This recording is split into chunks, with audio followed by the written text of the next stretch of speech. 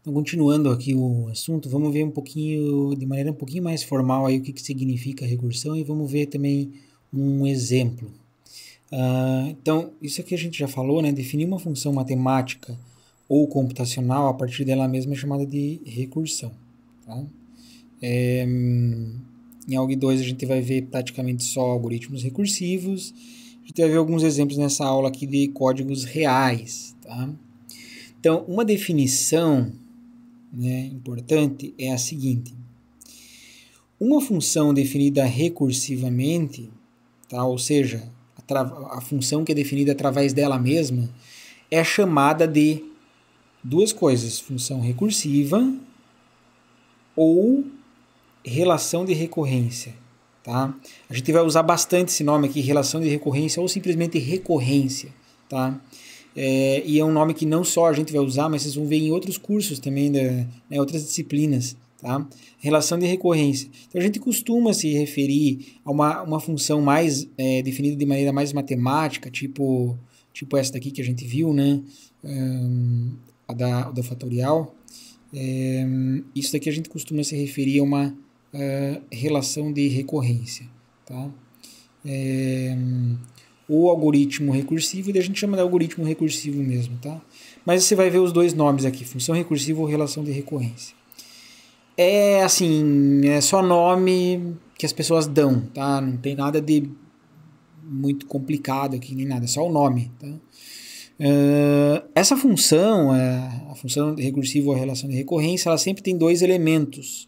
Primeiro, base, tá? Isso também é super importante você saber, os dois elementos que ela tem, a base e a recursão, tá? Então, a base são os casos computados sem necessidade de recursão. Tá? Por exemplo, isso daqui é o caso base dessa função aqui que calcula o fatorial. Né? Quando n igual a zero, a gente está no caso base, porque a gente só retorna um resultado aqui, né, na função e não tem assim uma outra chamada recursiva. Tá? E o segundo elemento é a recursão, né, que é a computação recursiva para os casos que não são base. Então seria essa parte aqui. Tá? Então sempre tem que ter esses dois elementos, a base e a recursão. Porque se você não tiver a base, né, essa definição ela é assim, como se entrasse em loop, né? Ela não para. Tá? A gente viu o exemplo lá do fatorial, que daí começa a chamar f de menos 1, f de menos 2, aquilo lá não para. Tá? E mesma coisa para a tradução disso para o código de computador, se você esquece de colocar a base, o teu algoritmo vai dar laço infinito, vai dar loop infinito, tá? Então, ter em mente esses dois componentes aqui, a base e a recursão, é essencial. Você nunca pode esquecer da base, por exemplo, tá? Então, uma vantagem de você trabalhar com uma função recursiva, tipo essa daqui, né, é que você precisa de pouco esforço para traduzir a função recursiva matemática na função recursiva em código de computador. Né? A coisa fica muito parecida, né? Você tem essa definição matemática aqui, em código de computador vai ficar muito, muito parecido também. Tá? Isso é uma vantagem. Então aqui tem um exemplo, tá? Um outro exemplo. A gente já viu do fatorial, esse talvez até um pouquinho mais simples, eu acho, que o fatorial. Eu quero definir assim, ó, x elevado a n, tá, da potência, x elevado à potência n, como uma função matemática recursiva e em seguida traduzir para o código de computador. Tá? Então, aqui é aquela história, né? X elevado a n. A gente faz aquele tipo de raciocínio. Se eu já tenho magicamente o x elevado a menos 1, como é que eu faço para calcular o x elevado a n? Bom, basicamente você precisa multiplicar por x novamente. Tá? Então, usar essa ideia de obter magicamente o resultado de uma coisa um pouquinho menor para daí calcular o próximo valor. Né? Essa que é a ideia da recursão. Tá? E aí você chega nessa definição aqui. Ó, né? Perceba aqui que eu tenho os dois elementos, a base e a parte recursiva. Né? Como é que funciona a base? Se o n for igual a zero, retorna 1. Por quê? Porque x elevado a zero é 1. Né? Qualquer número elevado a zero é 1. Tá? Agora, caso contrário, você aplica essa definição aqui recursiva, né? Parte recursiva aqui.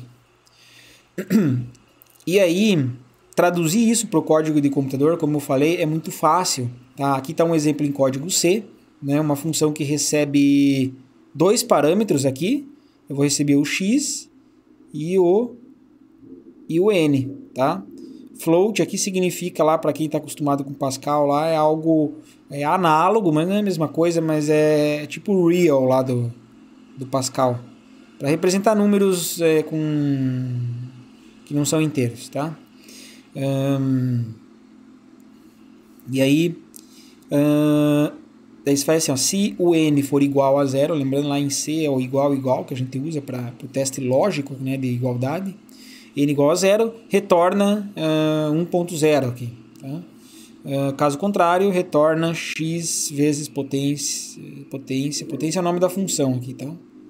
A função que devolve float. Retorna x vezes o valor da potência, x n menos 1. Tá? Bom, aqui tem algumas coisas bem interessantes de comentar sobre esse trechinho de código aqui. Tá? A primeira coisa é assim, vamos esmiuçar essa execução aqui.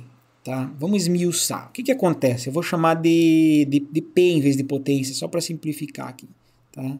Então, vamos pegar e supor que a gente quer calcular o valor de, sei lá, 2 elevado a 4, né?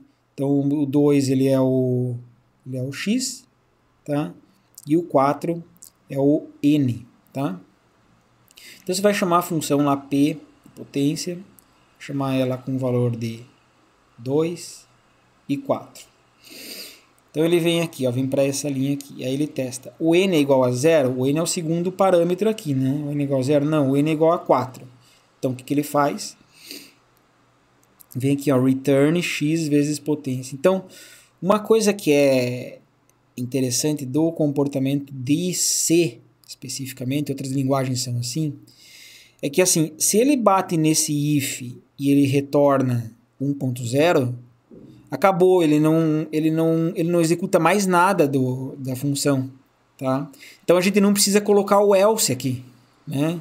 A gente até poderia colocar um else se a gente quisesse, existe o else lá em C também, mas a gente não precisa, porque se ele bateu aqui, se ele deu certo nesse if, se o n é igual a 0, ele já retornou. Agora, se ele não retornou, ele já vem para cá, é como se fosse um senão, tá?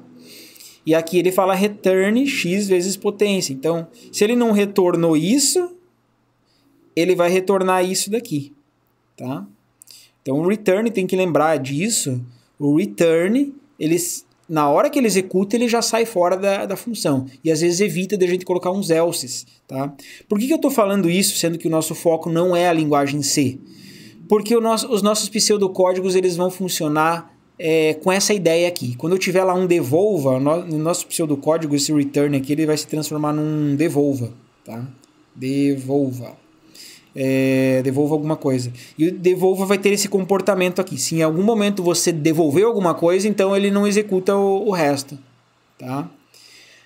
Não tem problema, esse daqui é um detalhe, eu vou continuar lembrando desse detalhe aqui nas próximas aulas, quando a gente vê os pseudocódigos, tá? Então, não se ligue muito nisso, mas só para entender que o devolva lá, que a gente vai ver no pseudocódigo, tem linguagens que funcionam dessa forma, uma delas é a linguagem C, tá? Ok, vamos continuar aqui então nessa execução. Como ele não executou esse return, ele vai dar assim, ó, return, o que ele vai retornar? Ele vai dar return x, que é o 2, vezes, tá? Potência de 2, agora é n-1 ali, né? Então, 3, ok? O que ele vai retornar aqui? Na verdade, no código, ele vai ficar travado nessa linha aqui. Ele vai ficar travado. Por que ele vai ficar travado? Porque ele ainda não tem esse valor aqui, ó. Ele não tem esse valor aqui, tá? Então, o que ele vai ter que fazer? Ele vai chamar novamente a função potência. Daí, quando ele chamar a função potência novamente, ele vai lá testar. O n é igual a 0? Não, o n é igual a 3. Então, ele não vai retornar aqui. Aí, ele vai ter lá um return, vou só escrever hatch aqui. Qual que é o valor? É 2 vezes a potência de 2 e 2, ok? Aqui tá ficando meio bagunçado aqui, mas espero que depois vocês podem voltar um pouquinho no vídeo. Aí, novamente, agora ele tem o 2 aqui, tá testando, não é 0. Então, o que ele vai dar? Ele vai dar um return 2 vezes 2 vezes P de 2, 1, tá? Esse cara aqui ainda não é 0, então ele vai dar um return 2 vezes P, aqui vamos fazer o vezes que é o asterisco, né? 2, 0. E aí quando ele chega no... Deixa eu apagar esse real aqui só para liberar um espacinho pra gente. E aí, quando ele chegar aqui, ó, quando ele fizer esta chamada P2, 0, ele vai testar if n igual a 0, n igual a 0, n igual a 0 sim. Então o que ele vai retornar? 1. Então isso daqui, essa chamada do P20, ela se transforma em 1. E aí se transformando em 1, agora ele pode fazer esse cálculo, vai ser 2 vezes 1. E aí ele destrava essa linha. O que ele vai retornar para cá? Ele vai retornar 2 vezes 1, que é 2. Então esse cara aqui agora se transformou em 2.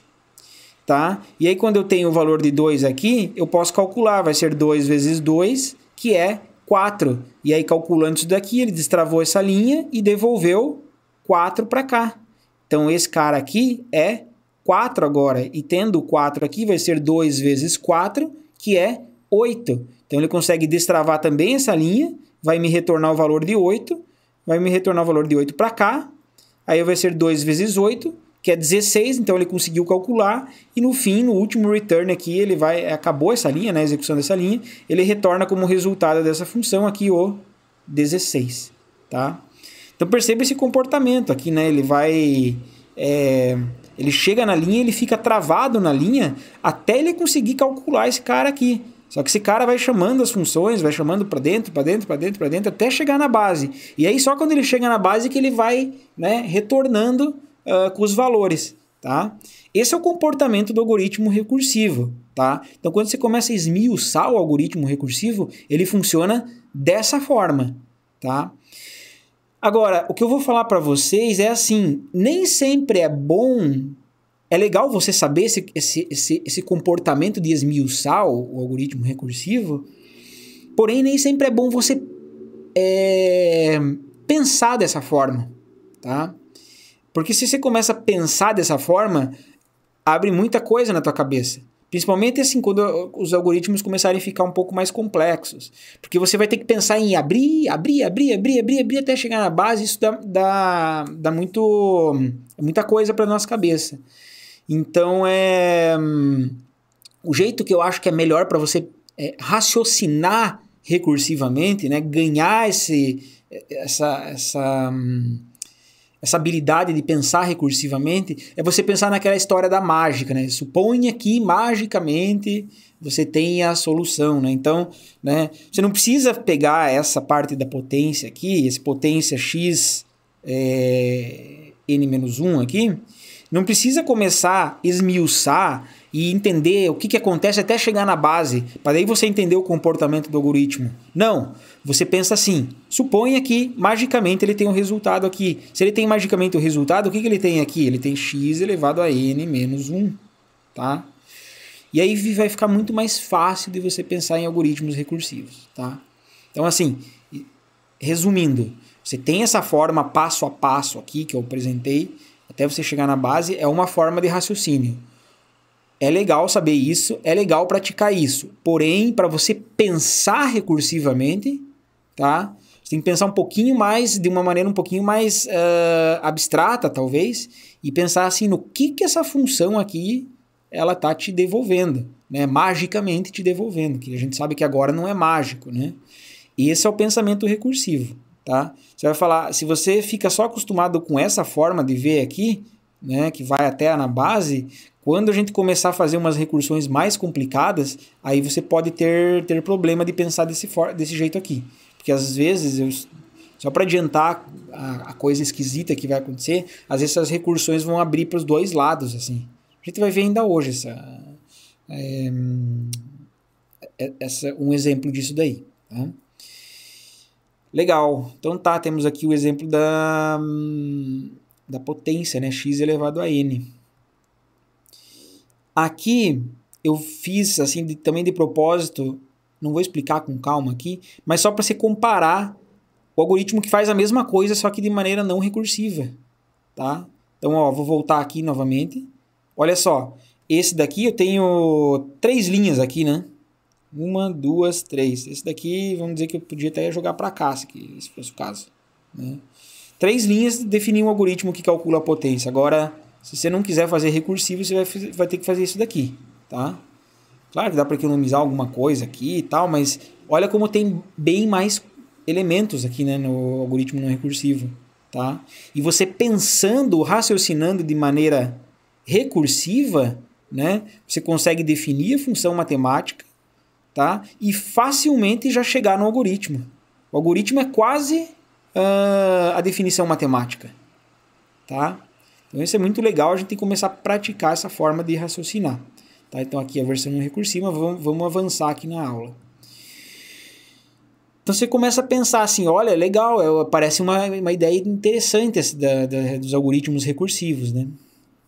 De fato, eles têm algumas vantagens aí, tá? Primeiro, é mais intuitivo. Mais intuitivo, eu não vou, assim, dizer sempre é mais intuitivo. Principalmente no início não é tão intuitivo assim, né? Quando começar a aparecer uns problemas aí, a gente já está acostumado com o nosso pensamento lá com o while ou com for e tal, não é tão intuitivo. Mas assim, ele é intuitivo no sentido de parecer muito com a definição matemática da coisa, tá? Depois, são menores. Bom, isso é quase fato. Vou te falar que os algoritmos recursivos, eles muitas vezes são bem menores, né? Questão de linha de código e tal, do que os outros algoritmos. Então fica mais fácil de você escrever o algoritmo, né? Debugar o algoritmo, talvez. Achar algum probleminha ali, alguma melhoria, tá? São menores mesmo. E acho que na mesma linha aí ele aumenta a legibilidade, né? Simplifica a codificação também. Tá? Isso são vantagens dos algoritmos recursivos.